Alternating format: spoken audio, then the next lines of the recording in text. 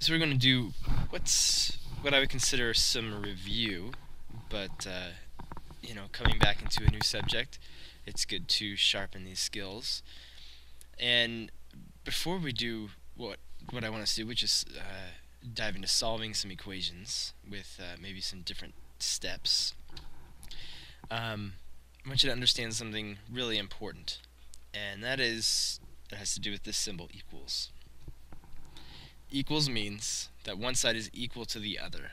And you may feel like this is silly and oh, I know this and that kind of thing, but it's important to understand what's really going on because you may have memorized some steps or some mantras that you chant to yourself, and that's how you work your way through math. But a true understanding is better.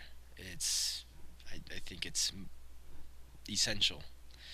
So think of an equal sign as a set of scales, the kind of scales that one side is set equal to the other side. Two things are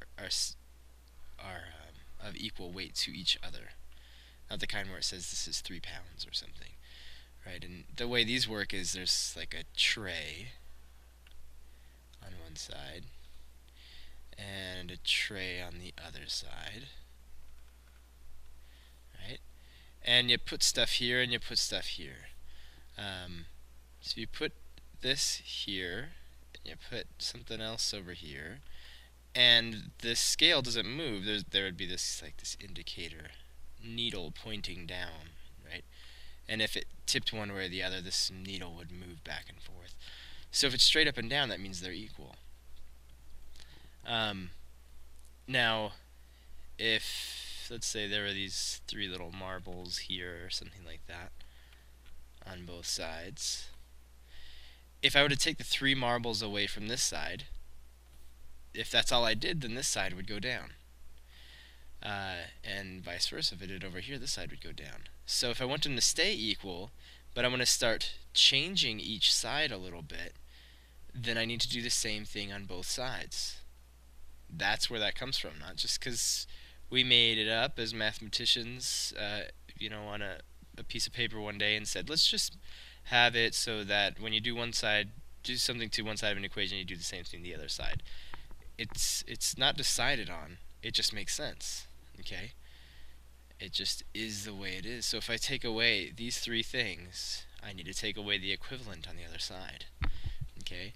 The same thing if I'm going to add something. If I'm going to put one of these things over here, whatever that is, then I need to put one of them over here, or something that is equivalent.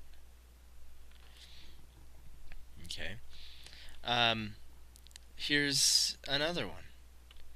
As we get into more complicated stuff, if I'm going to divide one side in half, I'm going to take half of what's here away, I need to take half of what's here away, no matter what it looks like. Okay?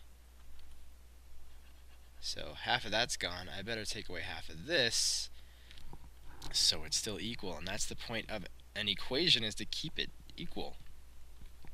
Otherwise, well, it just doesn't make much sense. So when you see 3x plus 5 equals 13, I don't know if that's going to work out very well, then let's make this 14. Everything that I do to isolate this variable is, keeping in mind that this is an equation.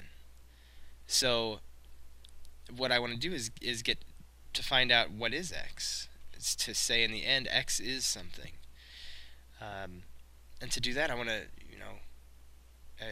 if you could see my hands, I'd be doing air quotes and saying, move things away from the x. Okay, and in in some kind of way we are moving things, but what we're really doing is we're going to subtract 5 from this side so that what's left on this side is 3x.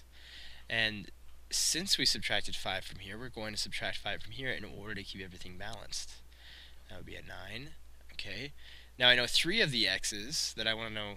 I want to know how much one of them is worth, but I know 3 of them is worth 9, right? It's kind of like if I saw the scales over here,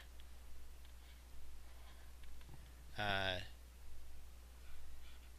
me just draw these so that we can have kind of a simple view of it.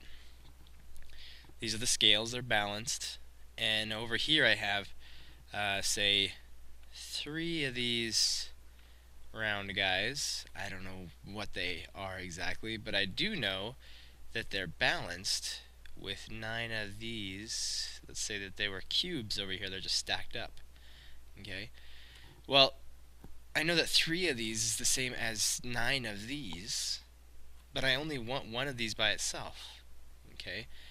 And I can look and see that if I were to cut this down and divide this by 3, take away, in a sense, take away 2/3 of it, then I would have just one of these. Well, since I divided this side by 3, I've only left 1/3 of what was there. I need to leave 1/3 of what was over here, which is 3 of these, right?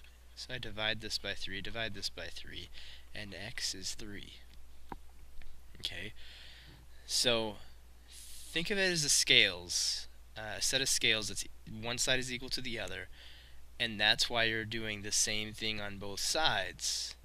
It's not magical, it's not mysterious, it just is what makes sense. Okay, so try not to get confused on that. Keep this in mind as we move into some practice problems in another video.